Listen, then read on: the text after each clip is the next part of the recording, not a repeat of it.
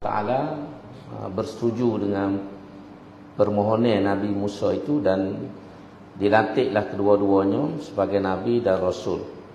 Dan setelah itu Allah SWT memerintahkan Nabi Musa dan Nabi Harun untuk berhadap ataupun berdepan dengan Fir'aun yang merupakan raja yang hebat dan besar pada waktu itu, dengan perintah supaya mengajak Fir'aun ni kepada jalan yang benar.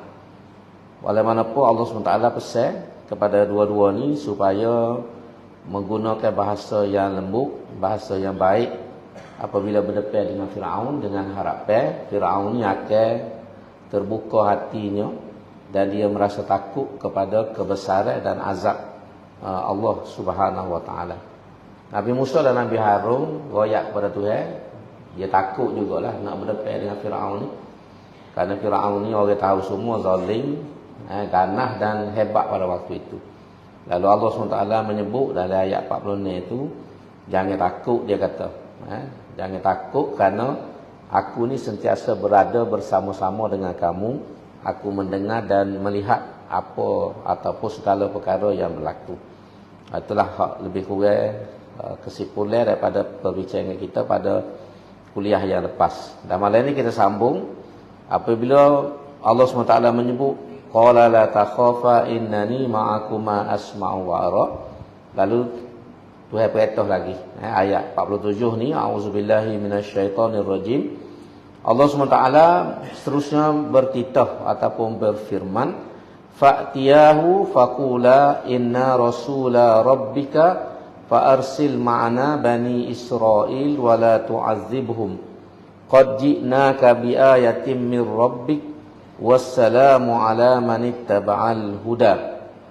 Oleh itu pergilah kamu berdua, iaitu Musa dan Harun ini, kepadanya, kepada Fir'aun. Kemudian katakanlah bahawa sesungguhnya kami ini rasul-rasul ataupun utusan-utusan dari Tuhanmu, maka bebaskanlah kaum Bani Israel mengikut kami. Dan janganlah engkau menyeksakan mereka, sesungguhnya kami telah datang kepadamu bawa satu tanda ataupun mukjizat dari Tuhanmu. Dan selamat sejahtera itu adalah untuk orang-orang yang menurut petunjuk agama Allah. Jadi bila dia berdepan dengan Fir'aun, antara mesej ataupun risalah yang dia bawa supaya Fir'aun ni membebaskan Bani Israel. Sebab kita tahu dalam sejarah, Bani Israel ni dia tidak duduk di Mesir, dia duduk di Palestin. Palestin ni tempat Bani Israel. Daripada Kanaan dulu, lepas tu berhijrah zaman Nabi Daud. Zaman Nabi Daud ni berhijrah iaitu pada zaman Nabi Yusuf. Kalau kita baca dalam sejarah tu kan, bila Nabi Yusuf naik jadi raja, pada waktu itu dia ambil semua adik-beradik dia. Ayah dia Nabi Yaqub dan adik-beradik dia semua dia ada sebelah kan. Nabi Yusuf ni ada sebelah adik-beradik, 12 dengan dia. Jadi bila dia naik jadi raja ataupun pemerintah di Mesir, dia ambil semua ayah dia, mak dia, semua adik-beradik dia pergi ke Mesir dan duduk di Mesir. Itu bermulanya perpindahan Bani Israel ni ke Mesir. Dan kemudian lepas pada tu, bila duduk situ tu, dalam sejarah ni panjang sejarahnya, ada lepas pada dia keluar daripada Mesir pergi ke Palestin, duduk di Palestin lama. Tapi berlaku zaman-zaman selepas pada tu lah berlaku peperangan, penjajahan. Dan orang Yahudi yang ada di Palestin ni dibawa semula ke Mesir. Sebab dibawa semula ke Mesir, dijadikan hamba, jadi buruh. Kalau kita zaman dulu, zaman Jepun ambil orang Melayu, orang Thailand apa ni, dijadikan buruh paksa.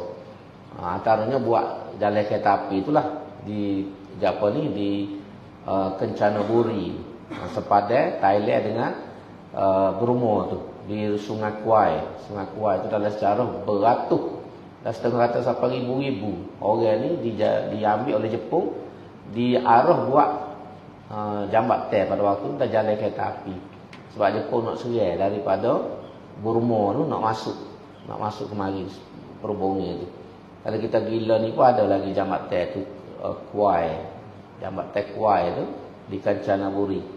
Di Kanchanaburi di Thailand dia jadi tempat pelancongnya zaman ni. Jadi balik pada cerita kita ni, Bani Israel ni kemudian dibawa semula ke Mesir Terutamanya pada zaman Bukhtanasur.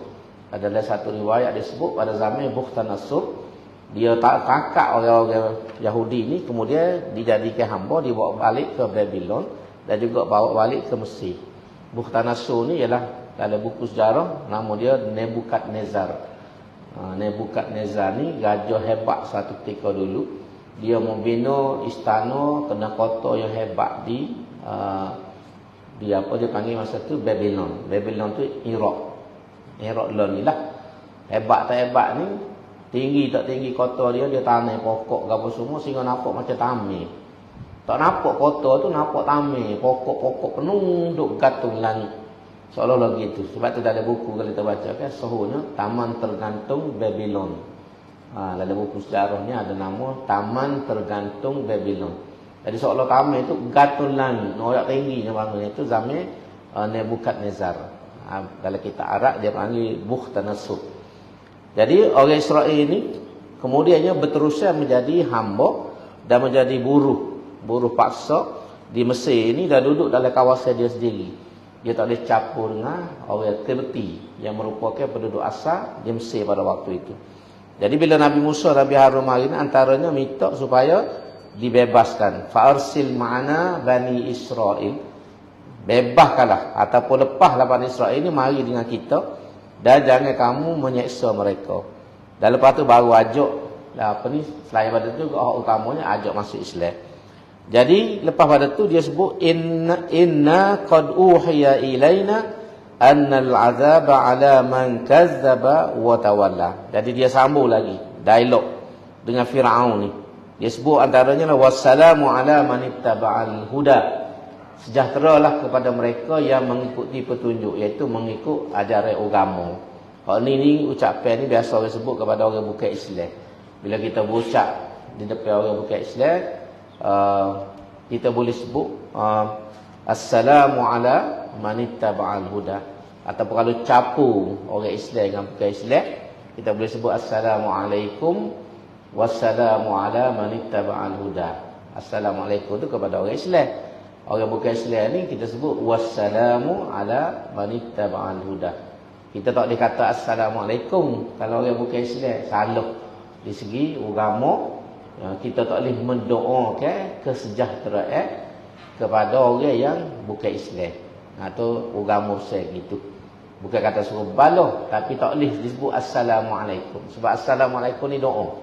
Kalau sebut assalamu ala man ittaba'al huda, sejahtera kepada siapa-siapa yang mengikut petunjuk Allah.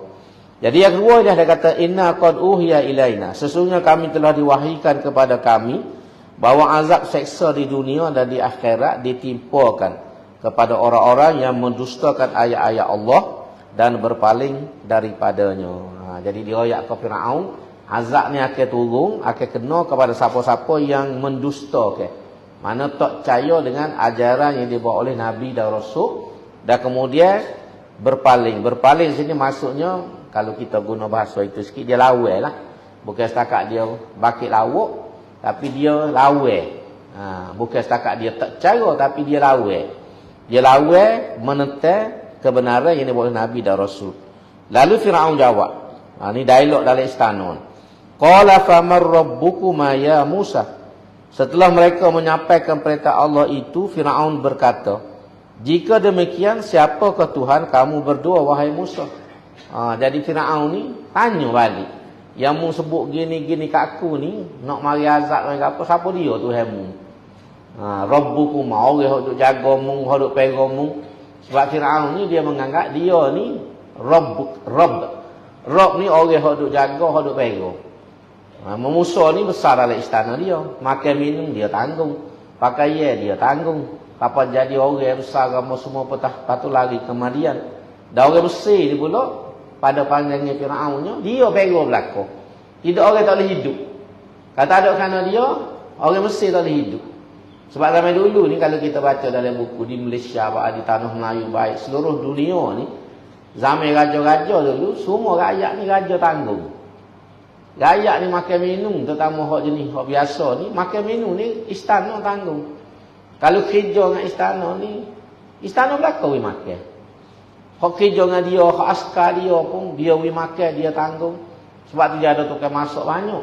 Hak pekerja dia satu hadah. Bukan zaman dulu, gaji-gaji ni tak ada. Tapi kalau kerja istana kan, semua raja tanggung belakang. Makan, minum, pakai, apa, korang kerja, anak dia.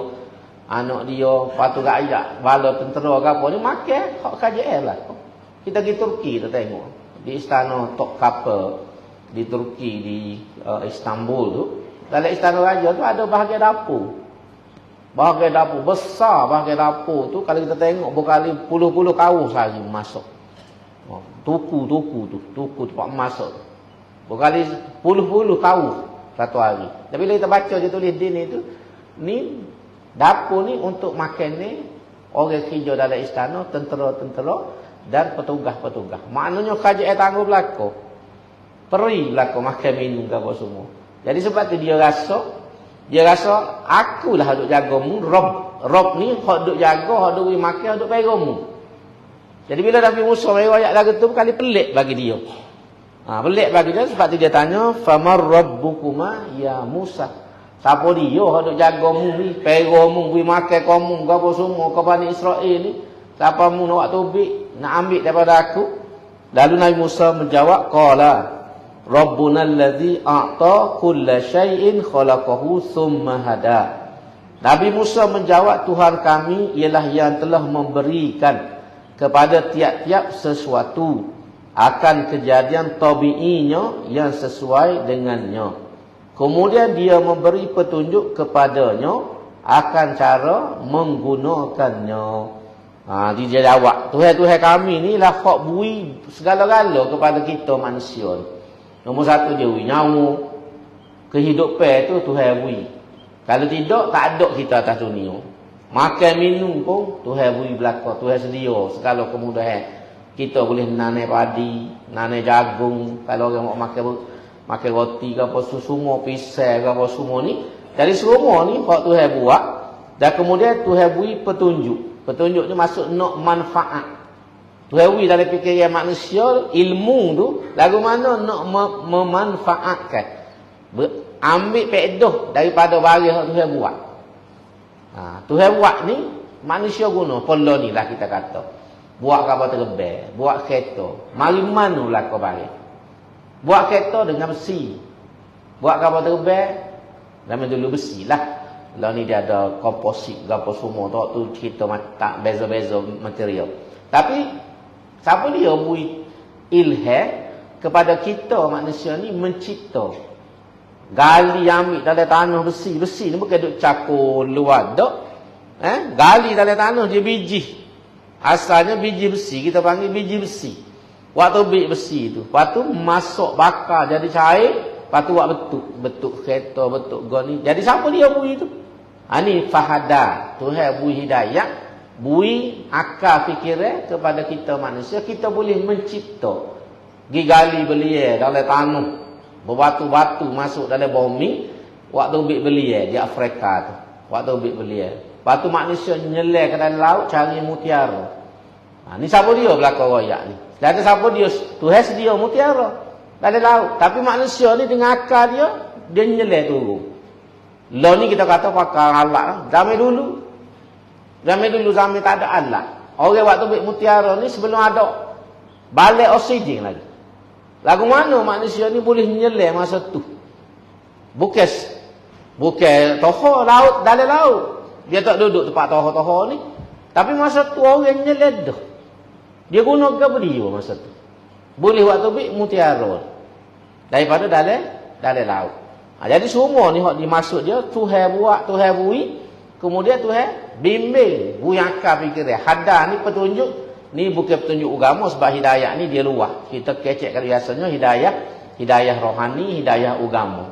Tapi hidayah dalam pengertian luahnya ilmu Tuhan, bimbing Tuhan. Kita manusia ni hak besar kali ke dia akal fikiran. Dengan akal fikirannya kita boleh buat gotu, buat goni meracau, masuk ke dalam laut, naik ke udara sampai boleh buat apa ni kapal selam. Kapal selam tu siapa menyelam boleh duduk seminggu dalam laut.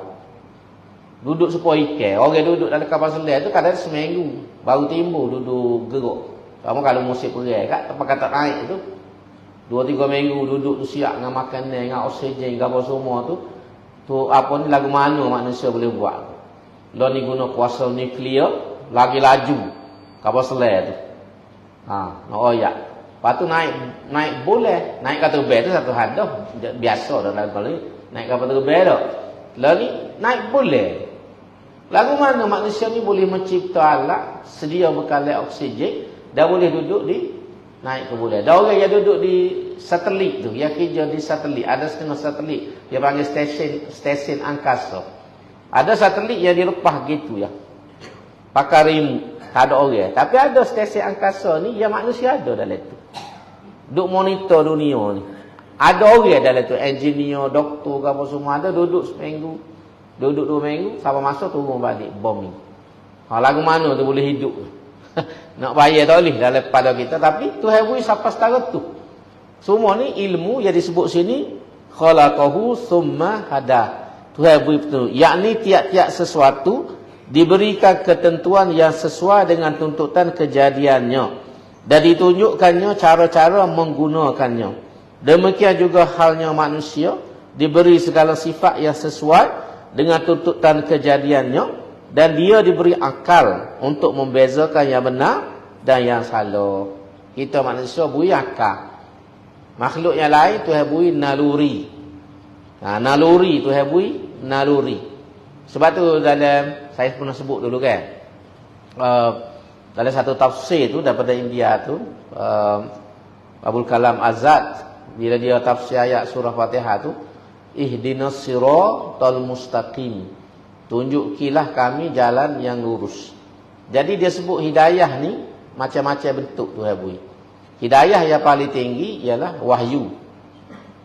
Bimbingan Tuhan yang paling tinggi wahyu. Wahyu ni dia tak ada cacat celah, dia sempurna sebab dia mari daripada Tuhan. Contoh bagi kita orang Islam ni kan Quran lah. Quran ni sumber hidayah yang kita panggil wahyu Allah. Bawah pada wahyu ni ialah hidayah akal. Tuhan beri kepada akal. Akal kita ni boleh tengok, boleh mikir, dan boleh buat rumusan akal kita. Kalau tak ada akal ni, kita boleh jadi tertipu. Tertipu. Contoh saya selalu sebutnya ialah macam mata kita lah. Kita tengok, kita buh kalah, kita ngaji sains kan. Kita buh air dalam gelas, kita buh kalah ataupun pen dalam gelas tu. Kita tengok keluar ni gelas tu apa ni kalah tu belok. Boleh buat lah, kita balik terabuh air dalam gelas. Kita ambil kalah ataupun straw pun, tapi biasa kalah lah, dia lebih bekas. Kalah ataupun pesek kita bubuh. Pen ke boleh. Kita tengok keluar ni, kita nampak duk gitu. Dia tidak straight, dia duk gitu. Belok. Tapi betul ke tak belok? Mata kita, wayak kita belok. Tapi hakikatnya tidak. Hak betul mata ni akal. Akal tengok mata. Dia turun sikit lagi mata, indera dia panggil. Hidayah dalam bentuk indera. Hawas dalam bahasa Arab dia panggil hawas. Indera kita ni Tuhan beri mata, dia ada 5 kayak punch. Ini Ustaz kata punch. Panca indera. Tu punch tu 5 lah. 5 indera, 5 sense. Dia kata 5 sense. Panca indera. Kan ada cerita Melayu kan? Panca indera harimau berantai. Edward merah jadi hero. Tu cerita zaman dulu tu. Jadi kita ni ada dalam bahasa Arab dia panggil al-hawasul khamsah. 5 sensory ataupun senses, iaitu penglihatan, pendengaran, sentuhan, cium dan juga rasa. Dia panggil as-samu wal basaru wasyamu wazauqu wal lams. Pertama mata tengok, yang kedua telinga dengar, sentuhan ni tangan. Biasa kita sentuh dengan tangan, kita tahu. Lepas tu deria hidung ni. Kita boleh bangun sedap tak sedap. Hidung royak ni. Sedap ni busuk Dia mai ikut hidung. Sebab tu kalau hidung ni soma, boleh pakai kira. Kan tangan kita sesemua, kau bergapo ataupun musik covid. Ya hidung tak berfungsi dah. Sebab tu siung bini berbusuk. Musim Covid ni, siung minggu orang ni tak bau. Covid dah tu. Lepas ni, apa kena ingat, kata lelaki kata busuk, cik hidung dia kena Covid. Tu hidung yang dibunuh. Mulut lagu tu. Rasa air kita. Rasa air. Az-zawq. Dalam bahasa Arab dia panggil az-zawq. Taste. Taste ni, rasa air kita dengan air lecah weh. Tawar weh. Masing weh. Melalui lidah. Sebab tu tangan kita demik, lecah mulut orang panggil. Lecah mulut. Makan apa manis pun tak serah. Masih tak serah lecah mulut. Istilah kita. Jadi tu hawi hak ni royak kita. Kalau kita jalan kan. Kita jalan wah bangula. Ada orang masuk ni. Tapi tak tahu mana. Tak nampak. Tapi itu kita melalui itu ni. Otak kita buat rumusan. Ada orang golah. Tak mau ni. Lepas tu masuk dalam tanah. Busung hidup royak. Ni ada orang tak cucu berok ni. Orang tak cucu. Mari sudah berok. Apa kata ubik itu sapu dengan ketah. Tak cucu. Lepas tu telinga kita dengar. Tapi hak ni macam saya sebut tadi. Dia tidak sempurna. Pasal tadilah kalau macam mulut. Bila demik. Lecah. Hidung. Dia sesemua mari. Punuh lalu. Tak boleh royak dah hidung. Mata kalau buta. Tak berfungsi. Tak ada fungsi tu bala buta. Ataupun celek. Tapi gelap. Kita boleh nampak kalau dalam gelap. Tak boleh nampak. Sebab penglihatan ni memerlukan mata. Memerlukan cahaya. Sebab tu orang merabak dalam gelap. Walaupun mata dia perfect vision 20-20. Tapi bila tutup lampu merabak lalu. Kucing jalan dalam gelap tu bukan kerana mata cerah. Kita mula ingat, cerah mata kucing boleh tengok dalam gelap. Tak. Kucing jalan dengan misal. Sebab tu dia gini kan. Sebab perhati kucing jalan. Misal dia duduk tengok jalan. Macam kita merabak gitu. Dan misal dia, sebab dia jalan gini. Tak perhati. Mata dia nampak cerah dalam gelap. Sebenarnya tak nampak. Kucing tak nampak dalam gelap. Cuma dia boleh pergi kerana misal. Tak percaya terak-terak misal kucing. Nyanyi dia. Tak cari makan kucing. Sialah ke dia. Dia jalan tu dengan misal ya. Bukan mata. Indera dia tak nampak. Mata ni memerlukan cahaya. Sebab tu dalam gelap kita tak nampak. Lepas tu kalau ada dinding macam lo ni. Lu tengok dinding lah orang puas. Kita rasa ada orang sebab bunyi suara lah gapo nampak gelibat. Tapi kita boleh royak ke berapa orang? Tak boleh royak sebab dinding. Tu ada tabir, kita panggil tabir, kira. Tak boleh royak berapa orang. Duk tidur ke duk buah cari gutu pun kita tak tahu.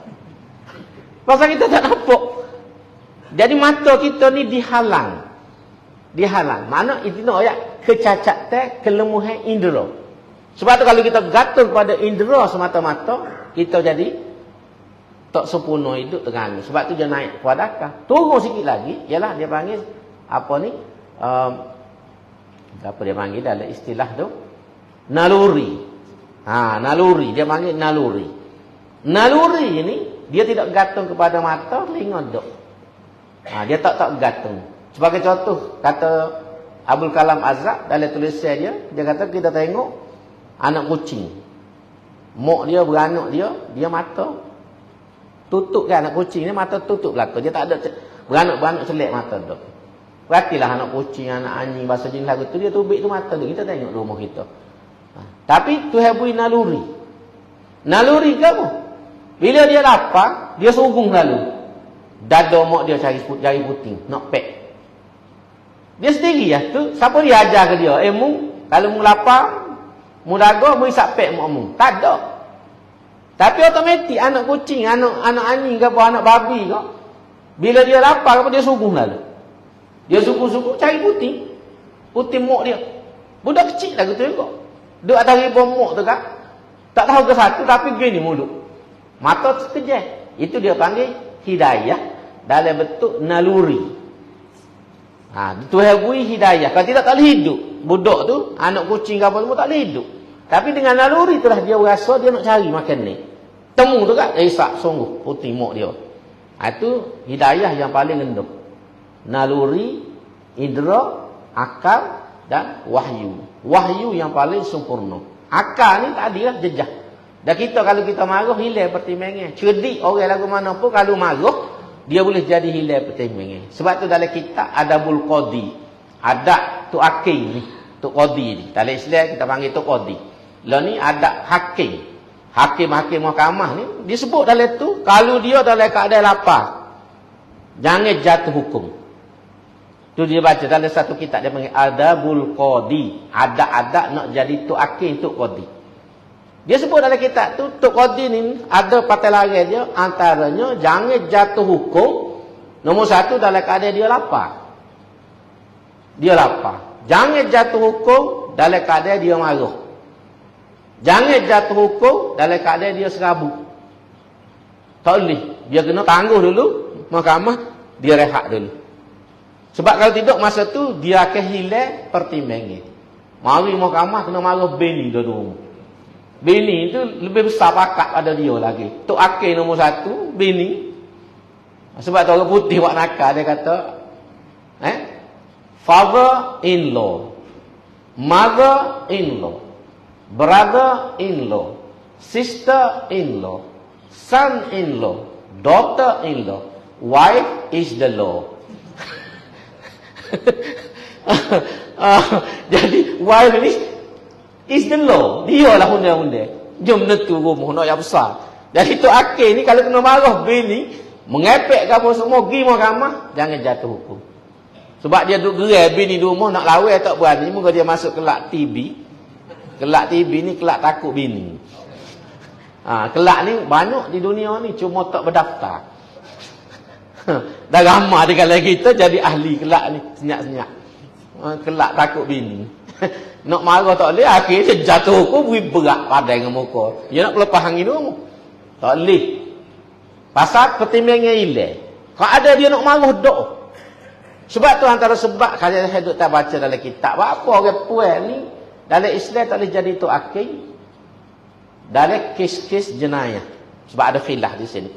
Ada kata tak boleh langsung. Jadi tu akhir. Jadi pemimpin negara pun tak boleh. Tapi ada pandangan, kata sila At-Tabari, Imam Tabari, dia sebut boleh jadi hakim dalam kes-kes mal. Tak boleh jadi hakim dalam kes jenayah. Jenayah rogo, curi, ropok, orang puan tak boleh jadi hakim. Tapi dalam kes mal, kes biasa. Kes-kes biasa boleh. Pasal apa? Sebab tekanan untuk menjatuhkan hukum tu berat. Syarat-syarat ke apa semua, jadi orang puan, minta maaf nak sebut, tidak nak kata orang puan ni bini kita belakang, kan? Asal bini kita semua perempuan. Tak ada orang nikah sama jantan. Okay? Jadi, antara kelemahan dia Tuhan buat, dia emosional. Orang puan, antara kelemahan dia emosi lebih. Sentimen dia lebih. Sebab tu dia sesuai, jaga budak, jaga anak. Kita orang lelaki tak boleh jaga anak. Mentah je negara kita dulu. Duk ayuh-ayuh kita je negara tu, anak pekong apa tak susu. Tapi orang puan dia boleh laku. Dia boleh. Duk cokoh ribu anak pagi anak duk pek. Anak kecil atas ribu, pacar kecil muka dia boleh. Sebab emosi dia, kasih dia tu tinggi. Bila dia terlalu kasih, sayang kepada anak dia tak cara dah budak kecil atas ribu, beruk atas ribu. Tak ada. Sebab kasih. Kalau kita sayang, kita dah sayang ke benda kan. Oh setengah tu kak baru beli kereta, balik-balik pejabat, tak ada pecah baju, basuh kereta dulu. Ada setengah tu lak motosikal tu lebih pada layar bini. Siap semua sekali baru naik atas rumah. Apa pernah tengok orang pernah duduk Kuala Lumpur jiran. Dia balik kerja petai-petai kak. Pak tu kak. Tak naik atas rumah. Buka habis semua pintu kereta, waktu beli pelapik kaki buai habis. Pasir. Apa semua tu soleroh, semua apa, lepas tu sembuh air. Lepas tu baru naik atas rumah, tukar-tukar baju, turun basuh kereta pula. Tiap-tiap petai. Apa nama kerja tiap-tiap petai basuh kereta. Bini duduk cekung atas rumah. Tak cara ke bini. Tu nak oyak. Ni nak oyak kasih lah tu. Dia kasih. Ni lebih pula kasihnya. Jadi balik pada tadi. Jadi perasaan tu. Perasaan tu boleh menyebabkan kita hilang pertimbangan. Seperti cerita Piramli lah. Saya doa ke anak Sazali. Jadi bunuh. Tun Tejo. Bila kena japi ke hantu. Jatuh cinta kepada tu. Sampai kan tinggal negeri. Tinggal harta, tinggal tunai, sanggup turut hantu. Apa? Sebab kasih doa ke hantu. Tu nak ayat kasih. Dia hilang pertimbangan dari tu. Dia beci lagu tu kok. Kalau marah beci. Tengok tenteja. Dah lepas balik, dia nak balik tenteja, nak ikut sultan. Siapa dia melakuk, dia japi pula. Siapa tenteja ni beci. Dalam buku sejarah Melayu tu dia sebut, tenteja dia beci, tak beci ke apa. Bunyi suara tak saya dengar. Asalnya kasih tinggal negeri. Tapi bila balik melakuk, kena japi ke hantu. Bunyi suara pun tak sih. Bunyi suara hantu, dia duduk dalam istana, dia lari. Tubik. Tinggal suami dia. Dalam istana. Nak ayat dia beci tu, siapa tak usah dengar suara. Dia kasih, tinggal mak ayah. Nak ayat perasaan. Jadi sebab tu dalam fiqh kita ni, dia ada adab qadi. Adab Tok Qadi. Jadi Tok Qadi ni tak boleh jatuh hukum dalam keadaan dia serabut. Dia nak marah. Dia lapar. Sebab lapar pun, dia tak boleh main juga. Lapar ni. Baloh Nabi ni, kalau baloh dengan saya, pergi rumah sejak duk buah air pun tak akak. Basuh Tok Waki apa dalam perut kita dah. Padahal kita boleh minum air mana pun. Tapi, marilah perut. Allah, sejak duk buah air pun tak akak. Tok Waki apa ni. Mari tu marah tu. Pasal dagu air. Jadi tu nak ayat contoh. Jadi balik pada cerita kita. Nak ayat cerita ni. Tuhan ni buat sampai gitu mau lalu. Dan Tuhan beri hidayah. Kata Abul Kalam Azad ni pak betul tadi. Hidayah. Hudan. Bila dia tafsir ayat ihdinas siratal mustaqim. Tafsir surah Fatihah tu. Tafsir ni diterjemahkan dalam bahasa Inggeris. Dia tulis dalam bahasa Urdu. Dia ada dua yang terjemah dia. Surah Fatihah dengan surah Baqarah. Lepas tu tak ada orang buat tafsirnya. Tapi Abul Kalam Azad ni antara ulama besar di India. Masa tu India dengan Pakistan ni tak pecah lagi. Abul Kalam Azad nama dia ni memang ulama besar. Ada kitab tafsir. Jadi dia hurah ni hidayahnya ada 4 jenis. Hidayah naluri, hidayah apa kata? Deria. Melayu kata deria. Hawas al-khamsah ni 5 deria. Kemudian hidayah dalam bentuk akal fikiran dan hidayah dalam bentuk wahyu. Hak wahyu ni paling tinggi sebab wahyu ni hak Tuhan atas. Sebab tu dalam Quran dia tak ada duduk dengan siapa-siapa. Tuhan ni dia ayat betul salah. Jadi bila kita guna Quran, insya-Allah kita akan berlaku adil. Kalau kita jatuh hukum, kita jadi pemimpin, kita buat keputusan, kalau kita berpandukan kepada Quran, insya-Allah kita akan berlaku adil. Sebab dia tidak memihak. Tidak memihak. Kita ni kadang-kadang kalau kena anak kita buat salah, mikir banyak kali nak jatuh hukum. Nak jatuh hukum, ni anak aku ni waris aku ni anak beranak aku ni, nak denda apa jadi mikir. Tapi wahyu dia tak kira. Sebab Tuhan ni dia tak ada kepentingan ke berapa, dia tak ada waris, tak ada saing, tak ada berapa. Sore dia nak esok. Itu betul hidayah balik. Jadi hak ni panjang sikit kita orang sebab konsep tadi. Summa hada. Kemudian seterusnya ayat 51. Firaun jawab lagi. Qala fama balul qurunil ula. Dan bila Nabi Musa royak tentang agama, tentang akidah ni sebenarnya panjang. Semua Quran ni ambil rumus-rumusnya. Lalu Firaun jawab, qala fama balul qurunil ula. Firaun bertanya lagi, jika demikian bagaimana pula keadaan kaum-kaum yang telah lalu? Yakni bagaimana halnya kaum-kaum pada masa yang lalu yang tidak menyembah Allah tetapi mereka menyembah yang lain daripada Allah. Sebab Nabi Musa kata kalau tak beriman dengan Tuhan, tak percaya dengan risalah aku bawa, lawan orang ni akan terima azab. Akan diseksa-seksa di akhirat. Jadi Firaun tanya, apa hak sebelum pada ni? Hak tak beriman tu sebelum pada aku, zaman ayah aku, zaman tok aku, tak beriman belaka sebab mu ni baru mari ya. Sebelum ni tak ada nabi lagi tu. Sebelum-sebelum dekat-dekat dengan mu ni tak ada. Lalu Nabi Musa jawab, qala ilmuha inda rabbi fi kitab. La yadhillu rabbi wa la yansa.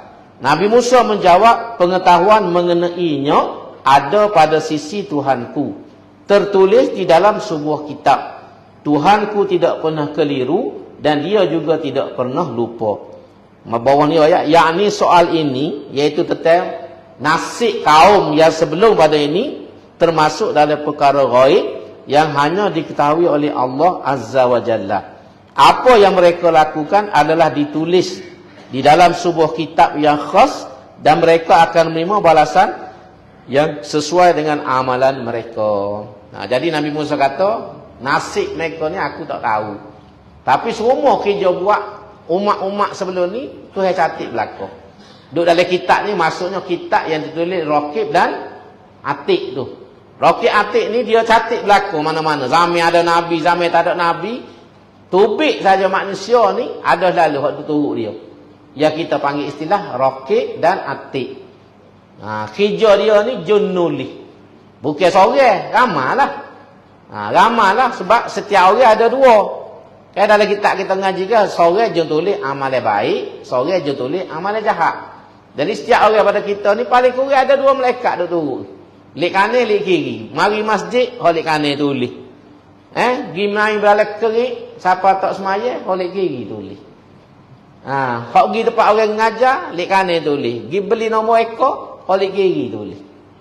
Tu mudah nak sepaham. Jadi semua ni ada catatan. Tapi kesudahan dia terserah kepada Allah lah. Nabi Musa kata, aku pun tak tahu. Zaman tu aku, zaman mak ayah aku mula hak tak berimeh tu lagu mana aku tak tahu. Kita lah ni pun lagu tu lah. Kita ni menyampaikan agama. Kesimpulannya Tuhan belaka. Sebab tak boleh kita kata orang ni kalau tak turut kita gapo masuk neraka kau gapo, tak boleh nak kata sebab ni kerja Tuhan, bukan kerja kita. Kita ni joroyak, kalau lagu ni jadi lagu ni. Agama kata kalau lagu ni jadi lagu ni. Tapi kita tak boleh jatuh hukum. Kita tak boleh jatuh hukum. Amung ni masuk neraka weh. Tak boleh salah. Sebab neraka surga ni bukan kerja kita. Sebab tu kita kena beringat. Kita mengajar, kita berayak ke orang ko, jangan pergi siapa jatuh hukum. Mung ni masuk neraka ni. Mung ni bukan kerja kita. Boleh jadi perbuatan dia tu pada zahirnya boleh membawa kepada neraka. Tapi kita tak tahu hujung jatuh. Hujung jatuh kita tak tahu. Boleh jadi perbuatan dia tu memang dari segi ilmunya dia ni enggak kalau tengok ke PPC perangai masuk neraka. Tapi kita tak boleh kata sebab hari akhirat boleh jadi dia dapat syafaat.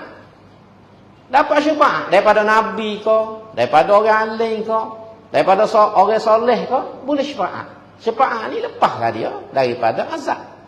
Boleh masuk syurga. Kita tak tahu berlaku. Sebab tu hujung jatuh ni kita manusia tak boleh nak beri kesimpulan. Kita boleh beri petunjuk-petunjuk, pandangan-pandangan, tapi jangan buat kesimpulan. Macam saya sebutkan 2-3 kali kan, cerita orang hak bunuh orang 99 orang. Bunuh 99 orang. Dia ni kalau kira adat kita kak, nak masuk neraka 99 orang bunuh. Gi tanya untuk lepas, tu kata mung ni masuk neraka dah. Tak ada orang jahat kau mung siapa 99 orang. Dia pun naik angin bunuh untuk lepas. Cukup 100 ni. Dah 99 ni ganji bunyi. Dia bunuh untuk lepas, mati untuk lepas dia. 100 orang bunuh. Lepas dia nyesal, pergi jumpa orang alim. Ni beza tok lebang atau alim. Jumpa dengan orang alim, oleh kata Tuhan ni Maha Pengasih, Maha Penyayang. Jahat lagu mana kita manusia pun, kalau kita taubat, Tuhan ni insya-Allah akan ampun dosa kita. Lega dia. Cuma tok alim ni royak mu tak boleh duduk kampung. Kampung ni berat. Kalau mu duduk situ jahat pas bila mu ni. Sebab orang kampung ni hidup dengan cara tak comel. Mu tukarlah pindah. Kalau negeri hidup Kelantan yang hidup lain. Kalau kita kata, mu cari tempat ni ada kampung hak juru. Suasananya molek, orangnya berjuru, mu hidup situ. Insya-Allah mu ni akan jadi comel. Dia pergi. Gigi tu tak ada siapa mati. Rebuh lagu mana tahu mati. Siapa masa mati. Bila mati malaikat ni berebut. Malaikat rahmat nak ambil orang masuk syurga. Malaikat azab nak ambil orang masuk neraka. Malaikat rahmat kata sebab dia taubat dah. Walaupun dia bunuh 100 orang. Malaikat azab kata tak boleh sebab dia bunuh orang. Dia tak ada semaya, tak ada apa, tak ada amal soleh. Baru taubat ya. Semaya dok lagi apa lagi. Lalu dua-dua ni rujuk kepada Allah SWT dalam kitab sebut. Pergi mengadap Tuhan, tanya nak buat mana? Tuhan kata ukur bumi dia, tempat dia mati dengan kampung asal dia, dengan kampung hak dia nak pergi. Ada 2-3 riwayat lah kita sebut kesimpulan. Jadi bila ukur takdirnya, jarak itu daripada dia tempat dia mati dengan kampung dia jauh berbanding dengan tempat dia nak pergi. Hak dia nak pergi tu dekat lagi jarak tempat dia mati. Lalu Tuhan kata masuk ke dalam syurga. Orang bunuh 100 orang pun boleh masuk syurga. Sebab dia bertaubat nasuha dan Tuhan terima taubat dia. Walaupun tak ada beramal, tak ada gapo. Baru dia ngucap 2 kalimah syahadah. Semaya tak ada, puasa tak ada berlaku. Jawi pun tak tahu dia kodok. Tapi dengan rahmat Tuhan masuk syurga. Sebab tu hamba kata, kesimpulan kita tak boleh buat. Kita manusia ni tak boleh buat kesimpulan atas si anu bisi anu. Sebab bukan hak kita. Ni semua ketentuan Tuhan yang kita tidak tahu. Cuma kita boleh beroyak. Kalau gini lagu ni, kita kata kalau gini lagu ni Nabi royak. Tapi kesimpulan tak boleh. Itu kena beringat. Baik, balik pada cerita kita. Jadi Nabi Musa jawab, semua ni dia kata serah pada Tuhan. Aku tak tahu kau satu. Tapi Tuhan ni tidak keliru dan tidak lupa dengan perbuatan. Lepas pada tu habislah jawab dia rekah dan cerita dia ambil kesimpulan. Kemudian masuk ayat seterusnya, Tuhan royak. Apa ni? Nabi Musa jawab lagi. Allazi ja'ala lakumul arda mahda. Dan Firaun tanya, siapa Tuhanmu ni? Nabi Musa kata, allazi ja'ala lakumul arda mahda wa salaka lakum fiha subula wa anzala minas sama'i ma'a fa akhrajna bihi azwajan min nabatin syatta. Ni sebagai jawab tambahan lah Tuhan bui mak mari sini. Bukan Nabi Musa sebut kepada Firaun, tapi Tuhan perjelas lagi. Dialah Tuhan yang telah menjadikan bumi bagi kamu sebagai satu hamparan. Dan dia telah mengadakan bagi kamu padanya jalan-jalan yang lalu lalang. Dan dia juga telah menurunkan hujan dari langit. Maka kami keluarkan dengannya berjenis-jenis tanaman dan buah-buahan yang berlainan keadaannya. Jadi dengan ayat ini dan ayat-ayat yang berikutnya, Allah Ta'ala menerangkan kepada umat manusia umumnya bahawa dialah yang menjadikan bumi dan segala isinya untuk keperluan hidup mereka, supaya mereka bersyukur akan nikmatnya yang tidak terhingga itu, kerana semuanya itu menjadi tanda-tanda yang jelas nyata yang membuktikan kekuasaannya serta kemurahannya, dan dialah jua yang berhak disembah dan dipatuhi segala perintahnya. Jadi Tuhan royak langit bumi ni dia buat berlaku. Tuhan buat bumi ni besar tak besar, kita nampak rata, straight, flat. Sebab tu zaman dulu ni gereja dia kata bumi ni flat. Bumi ni terhampar gitu. Sebab tu zaman dulu orang tak berani mengembara, takut jatuh. Ujung kenapa kita duduk atas meja kan? Gigi-gigi tepi lorak pun jatuh ke sana. Pasal apa? Sebab besar. Ibarat nak kita faham bahasa ibarat kita ambil bola sebutir. Bola sepak tak apa dah. Ambil bola sepak kita ambil semut letak atas tu. Itulah upama. Semut tu macam kita. Bola tu macam dunia ni sebutir. Semut ni dia nampak rata lah, muka dia kecil. Sedangkan bola tu bola. Bagitulah kita hari ni. Berapa kita nampak rata straight di sebuah meja? Pasal terlalu besar. Saiz bumi ni nak banding dengan saiz kita. Maka sebab itulah Tuhan pun guna perkataan bumi yang terhampar. Bukan hampa apa tika apa kapek. Sebab bumi ni hakikatnya bulat. Tapi Tuhan sebut tu sebab itulah pemandangan zahir manusia. Orang tahu bumi ni bulat dengan perkembangan sains. Bila orang ngaji sains, ya baru orang tahu rupanya bumi ni bulat. Bumi ni pula mengelilingi matahari. Dulu orang tak tahu belakang. Sebab tu Tuhan ni orang yang mari nu. Berapa ribu tahun dulu dia guna bahasa yang sesuai dengan zaman tu. Kalau dia pergi royak bumi ni bulat zaman tu, kau tak percaya orang. Muka dia tengok rata gini.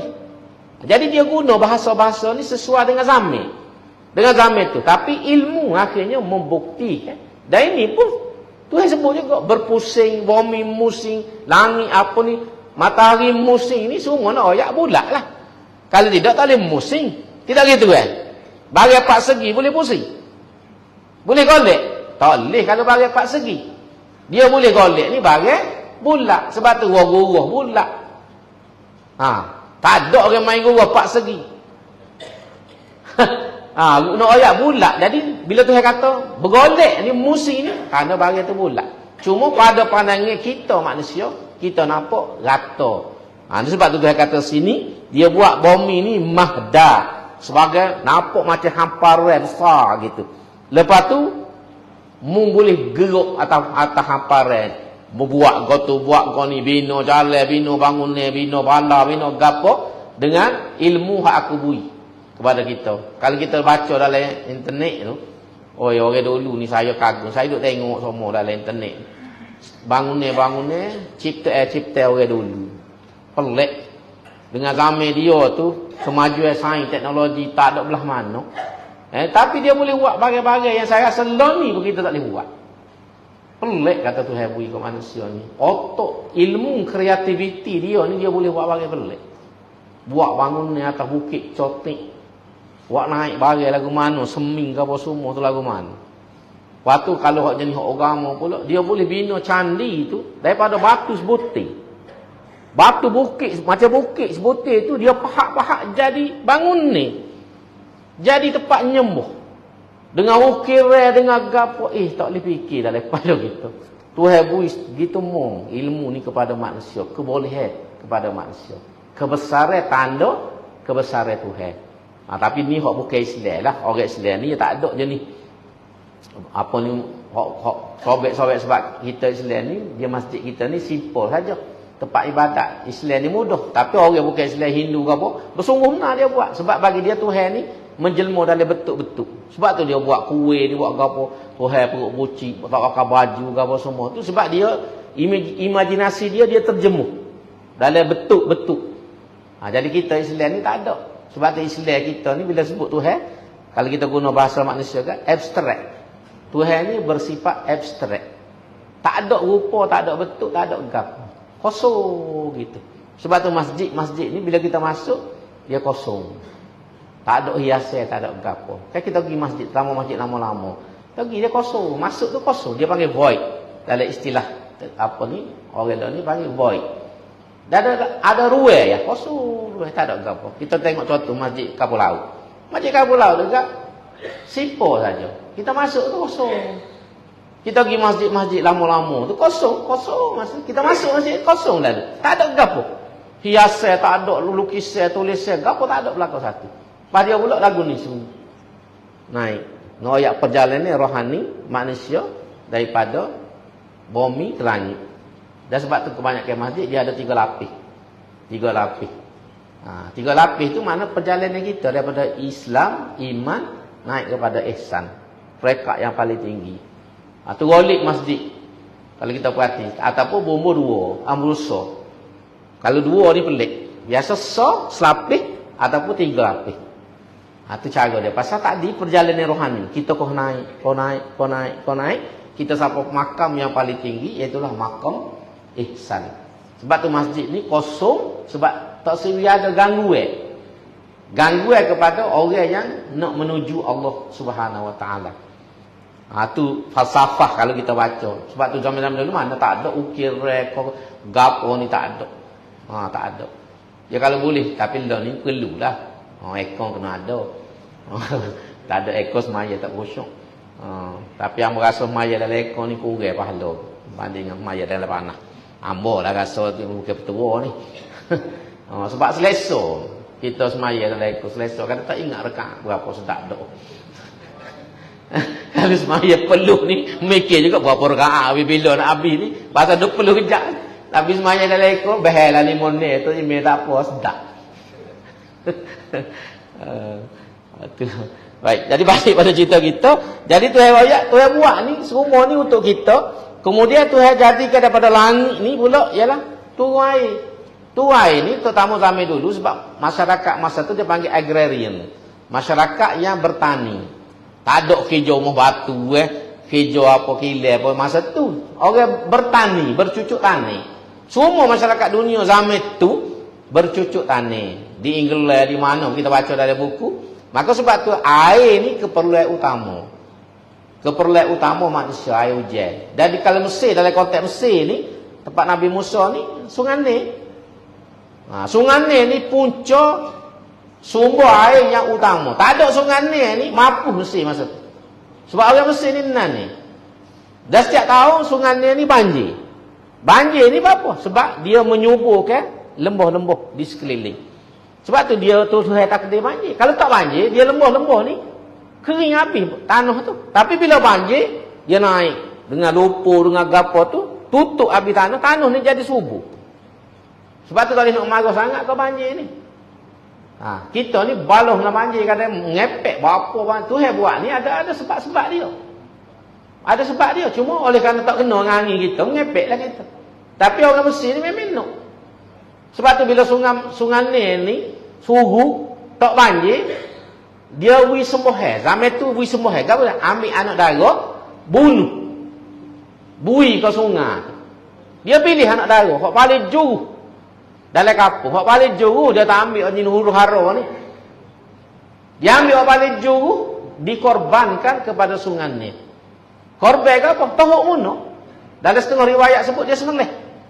Keruk sembelih dekat dem tahuk dengan darah-darah. Bila sungai ni suruh marah mari. Sebab dia nak kepada banjir, nak kepada air dan nak kepada banjir. Sampai gitu mau lalu. Berlaku zaman Sayyidina Umar.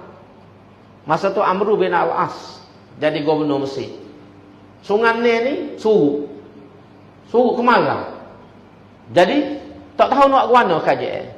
Masa tu Islam baru mengetah saja Mesir. Amru bin Al-As jadi gubernur. Dia tanya orang-orang lagu mana nak buat sekala. Dia kata kita zaman dulu kan tahu orang budak betina, anak dara. Pilih anak dara paling jauh dalam kampung, tahu sungai. Barulah dia air dia naik balik. Kalau tidak kering gini. Kalau Amru bin Al-As ni lagu mana kita tahu anak dara Islam mana boleh lagu tu. Dia atas surat ke Sayyidina Umar. Lagu mana nak buat ni khalifah? Muka masa tu mana ada ke nak proses nak turun ujian pembenih awal tak ada belaka tu. Nak buat mana dia tahu sungai ni suruh pelik ni pada skala dan ini akan menjejah ke ekonomi rakyat Mesir. Orang tak boleh tanah tak boleh apa susah. Nak buat mana? Kalau mengikut adat dia agak kena tahu budak perawal orang tino sore. Saya rumah kan. Saya nama apa? Atta ke apa? Ketah tu dia baru ketah. Dia baru molek ketah tu atas. Dia royak giata kau gomno, royak kau gomno ni tahuk surat aku ni dalam sungai. Tahuk surat aku ni. Dia pun dalam kalau kita berdalai sapu lah. Berdalai sapu molek, dia tahu mungkin tahuk dalam sungai. Atas lagi kau bersih, siapa kepada Amru bin Al-As. Amru bin Al-As ni mari pertanyaan, gaponya tulis. Gaponya tulis. Dan ini siapa suruh tahu surat ni? Gapo dia bagi? Jadi dia mari seru nak tahu. Dia buka senyap-senyap. Gapo dia Sayyidina Umar tulis dalam kertas. Buka-buka dia ingat apa ada japi serapuh, ada rajuh, ada gapo apa kita kadang-kadang rajuh tu kan. Gapo Sayyidina Umar tulis ya? Gapo dia? Daripada Umar kepada Sungai Nil. Tu dia tulis. Daripada Umar kepada Sungai Nil. Wahai Sungai Nil, kalau mung ni mengalir kerana kuasa Allah, mung kena mengalir supaya sekala biar tu biar air.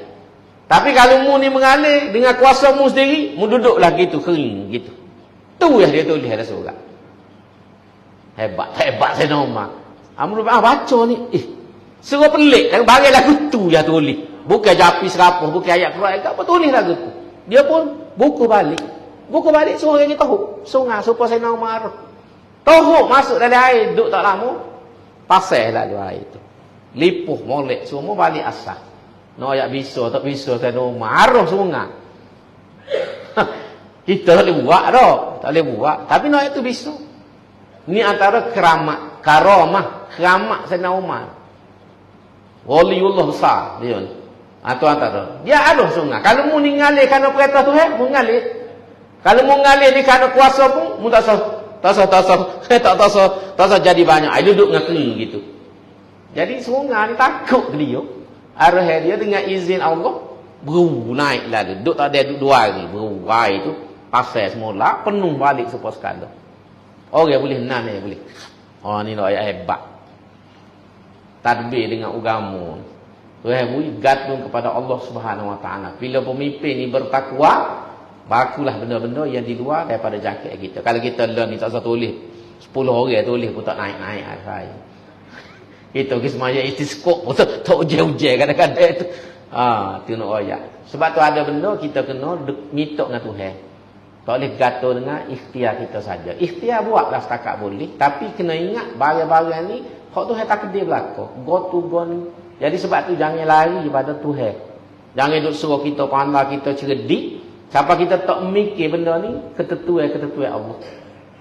Dan ulama sebut dalam kitab, bila berlaku bencana apa-apa dalam negeri, dalam negara, ada sebab dosa yang kita buat yang kita tidak tahu. Ada sebab. Dalam kitab sebut kemarau, banjir besar, gempa bumi, angin putih beliung, gunung berapi, semua ni kalau berlaku adalah kesalahan yang kita buat. Dosa kita yang kita tidak minta ampun ataupun kita tidak tahu. Di kalangan kita ada buat.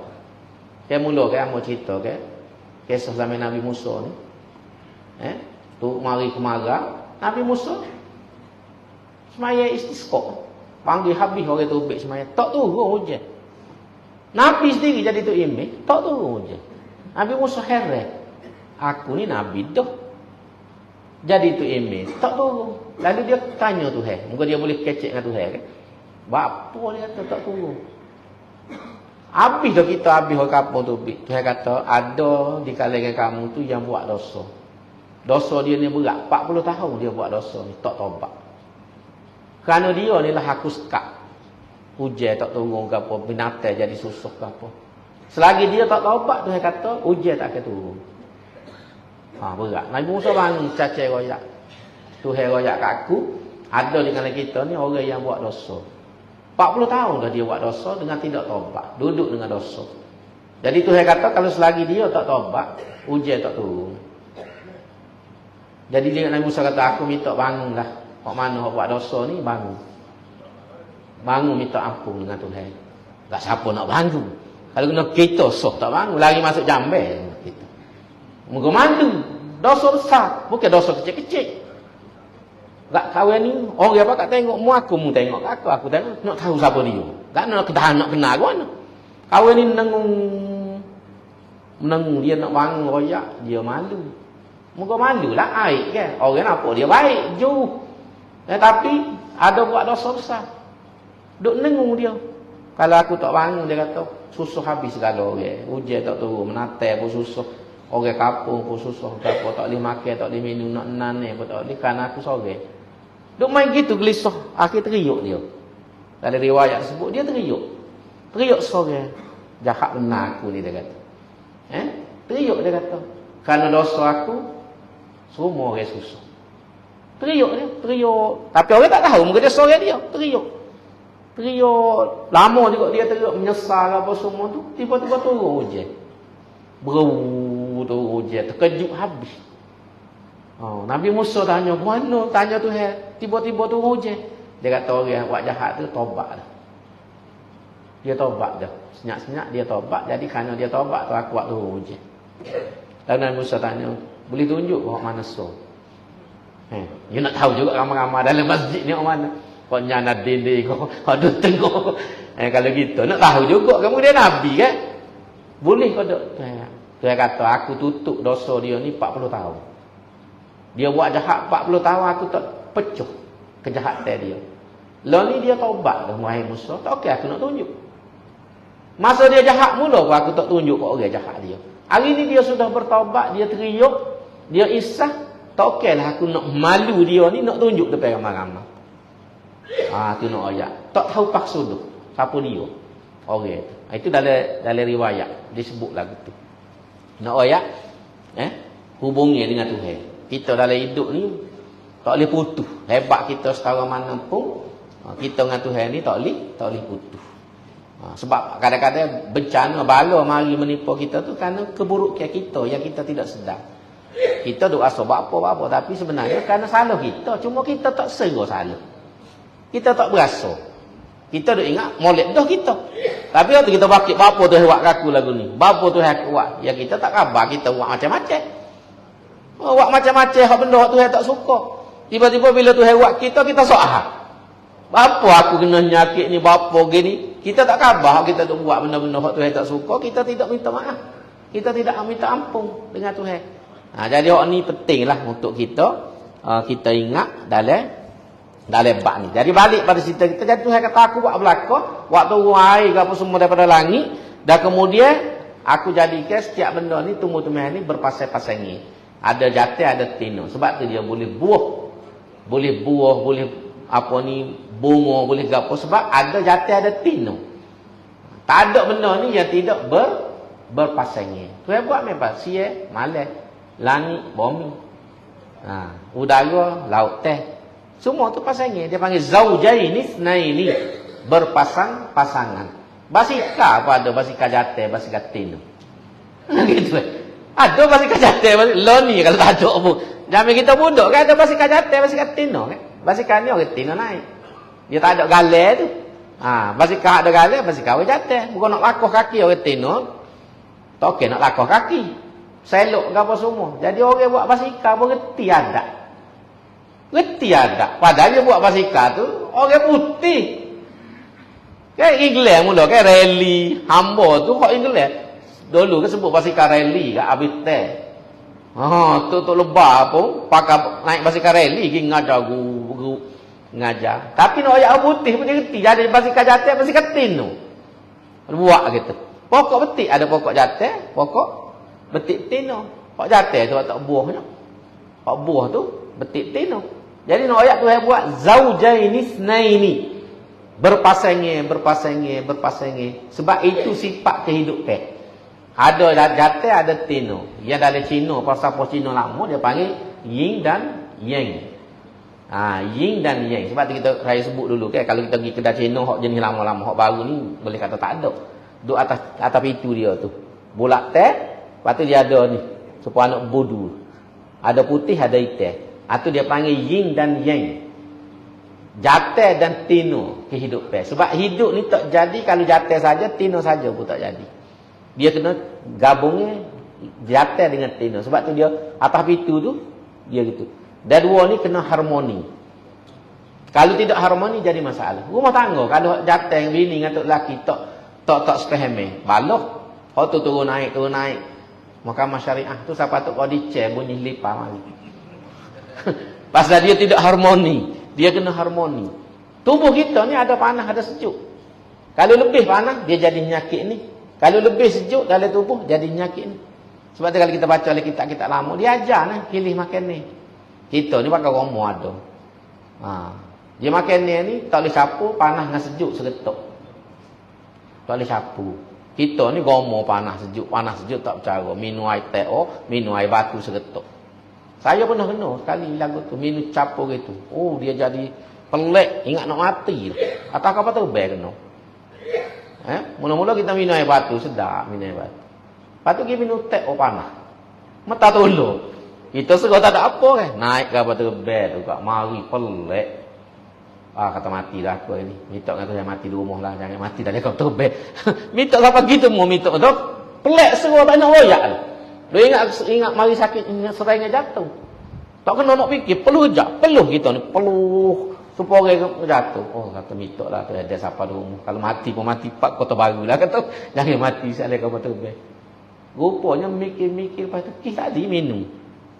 Mata tolong tu kita pergi minum tu, dia belawai dalam tubuh. Panas dan sejuk. Panas dan sejuk. Sebab tu orang nak kena orang kan kalau makan dia lesek apa tu? Timu apa? Timu betik. Esek. Sebab tu tak boleh sapu dia dengan timu betik. Dia jadi orang tubuh orang tak tahan. Boleh bawa mati. Dia belawai tu. Timu betik tu sejuk. Deria ni panas. Dia belawai tu dia boleh jadi bawa mati. Noyak dan gitu tubuh kita. Jadi tubuh ni dia kena seimbang. Sebab tu kita Pak Cina kan. Dia cocok jarum tu. Dia tahu ni lebih panas ni. Dia ubat ni, hak ni lebih sejuk. Dia tahu waktu dia panggil yin dan yang. Tu yang buat ni gabungnya tu kena harmoni. Patu Cina nak pergi sikit bab Cina. Besok tengok tak dia bulak tu ada gitu, anak budu tu, patu dia ada lapai penjuru. Kan penjuru dia dua, kita bilik tu lapai. Lapai tu mengikut kajian orang buat melambaikan lapai malaikat. Cina dia percaya. Orang dulu punya asal. Dia panggil pakwa diagram. Lapai diagram ni. Pakwa diagram ni. Lapai tu Jibril, Israfil, Mikail ke apa semua. Bila-bila cukup lapar. Makna nak royak. Hak tu hak agama kata kita ni asalnya mari agama soy. Zaman tu ada tu awak cuma pecah mak manusia ni bawa ikut dia. Tubik kau tu. Tapi hakikatnya agama ni so. Setakat tu Cina kita kata tak salah ke mana pun. Kebanyakan orang Cina tak tahu ni. Orang Cina sendiri tak faham. Tapi orang buat kaji tapi dia ni Kristian. Dia buat ada satu buku. Dia buat kaji dan dia pelaga-pelaga rupa. Dan dia buat kaji, dia pergi ke Cina ke apa. Rupanya lapar tu melambaikan lapar malaikat yang utama. Dia duk jaga dunia ni. Dia tu heavy tugas bermula dengan Jibril, Israfil, Mikail, gapo Israil, gapo semua ni capo-capo jadi lapar. Oh kata pelik-pelik bagai ni. Pelik bagai ni. Jadi sebab kalau kita tengok tu kedai lapis ni kalau kedai baru macam tak ada. Kedai Cina hak ni lama-lama dia cair. Tok baru lah ni moden dah, sekular dah. Supaya setengah kita orang Melayu lah sekular. Jadi sekular dia pun jadi sekular kita percaya tu baik-baik. Waktu nak ayat contoh-contoh kita. Jadi balik pada cerita kita. Jadi nak ayat Tuhan sedia belaka ni untuk kemudahan kita manusia. Sebab itulah kita kena ingat kepada Tuhan. Kita pergi sikit lagi. Kulu war'au an'amakum. Baru sudah mulai. Kulu war'au an'amakum inna fi zalika la ayatin liulin nuha. Makalah kamu daripada rezeki yang Tuhan sediakan ni, dan berilah makan binatang-binatang ternak kamu. Sesungguhnya semuanya itu mengandungi tanda-tanda yang membuktikan kemurahan Allah bagi orang-orang yang berakal fikiran. Jadi semua Tuhan buat ni untuk manusia kita belaka. Lepas tu akhirnya Tuhan kata minha khalaqnakum wa fiha nu'idukum wa minha nukhrijukum taratan ukhra. Dari bumilah kami ciptakan kamu dan ke dalamnya kami akan mengembalikan kamu, dan daripadanya pula kami akan mengeluarkan kamu sekali lagi. Yakni Allah Ta'ala menjadikan manusia berasal dari bumi dan hidup di bumi. Kerana manusia pada mulanya berasal dari air benih, sedang benih itu berasal dari pati makanan, dan makanan itu pula berasal dari tanah, dari haiwan dan tumbuh-tumbuhan yang hidup dan tumbuh di bumi. Semasa matinya, manusia akan kembali ke bumi menjadi tanah. Dan dari bumi juga kemudiannya dia akan dibangkitkan hidup semula pada hari kiamat untuk menerima balasan. Walaupun manusia sekarang telah sampai ke bulan dan mungkin akan sampai ke bintang-bintang yang lain pada masa yang akan datang, maka soal sampai ke sana dan tinggal dalam masa yang singkat adalah satu perkara. Dan soal bermustautin, turun-temurun di sana adalah satu perkara yang lain. Jadi nak ayat kita ni asalnya bumi belaka. Tok nenek kita ada dengan Hawa pun Tuhan buat daripada tanah. Tuhan ambil tanah tu capur, betul-betul jadilah Tok Adel. Lepas tu buat pula Tok Hawa. Jadi kita ni pun asalnya bumi lah. Asal bumi, hidup di bumi, mati pun balik bumi. Ni ayat minha khalaqnakum wa fiha nu'idukum wa minha nukhrijukum taratan ukhra. Sebab tu orang Melayu zaman dulu kan kalau tiket, kalau orang tu kebang, dia tiket tanah dulu. Tu tua dia. Tiket tanah nak ayat mung ni asal bumi. Jadi aku balik semula ke bumi baru tiket, baru loop. Dalam cerita Melayu tu ada sebab lah. Berdasarkan ayat ni lah. Kita manusia hebat-hebat kita asal tanah. Jadi sebab tu petuanya beru tiket tanah dulu baru tiket. Baru tiket orang hak lawan kita loop lalu dan lagu tu. Tu nak ayat asal usul. Asal usulnya kita ni lebih lagu mana pun mari tanah belaka. Lebihnya manusia yang bui nama Said, nama Nik, nama Teku, bui gelar juga manusia yang bui belaka tu. Hakikatnya kita ni tak ada apa-apa. Tak ada apa-apa. Tapi kalau kita ni bui jawab tanya bui tu jadi nampak hebat kita. Dia sebab pusu ni kalau puja mengusik. Orang kata kan pusu, tak ada apa satu pusu ni, tapi kalau kita puja, getok puluk kuning, buhayat, golek apa semua situ, beratus lalu dah. Beratus lalu. Pasal puja. Jadi manusia ni kata jadi punuh ni kata dipuja. Puja itulah jadi punuh, jadi lupa diri, tak tahu asal usul. Jadi sebab tu kita ingat hak ni, asal usul kejadian kita ialah daripada tanah, duduk atas tanah, balik ke tanah. Jadi bukti setakat tu. Lepas ni perbincangan lain pula insya-Allah kita akan sambung kuliah yang akan datang, mudah-mudahan boleh memberi manfaat kepada kita. Aku qouli hadza wa astaghfirullahal azim li wa lakum. Wassalamualaikum warahmatullahi taala wabarakatuh. Bismillahirrahmanirrahim. Alhamdulillahirabbil alamin wassalatu wassalamu ala asyrafil mursalin wa ala alihi washabihi ajmain. Rabbana ighfir lana dzunubana wa israfana fi amrina wa tsabbit aqdamana wansurna 'alal qaumil kafirin. Rabbana zidna ilma. Rabbana hab lana hukma walhiqna bis solihin. Rabbana atina min ladunka rahmah wa hayyi' lana min amrina rasyada. Allahumma arinal haqqa haqqan warzuqna ittiba'ahu wa arinal batila batilan warzuqna ijtinabah. Allahumma ansuril islam wal muslimin wa ahlikil kafarata wal munafikin wa dammir a'da'aka a'da'ad-din. Allahumma anzil 'alaihim ba'saka alladzi la taruddu 'anil qaumil mujrimin. Allahumma inna naj'aluka fi nuhuri a'da'ina wa na'udzubika min syururihim. Allahumma farriq jam'ahum wa shattit syamlahum وبدد كلمتهم وزلزل أقدامهم. اللهم سلط عليهم كلبا من كلابك يا قهار يا جبار يا منتقم يا الله. اللهم يا منزل الكتاب يا مجري السحاب ويا هازم الأحزاب اهزمهم وانصرنا عليهم فإنك نعم المولى ونعم النصير ولا حول ولا قوة إلا بالله. ربنا آتنا في الدنيا حسنة وفي الآخرة حسنة وقنا عذاب النار. Subhana rabbika rabbil izzati amma yasifun wa salamun alal mursalin walhamdulillahi rabbil alamin. Taqabbalallahu minkum. Allahu akbar, Allahu akbar. Allahu akbar, Allahu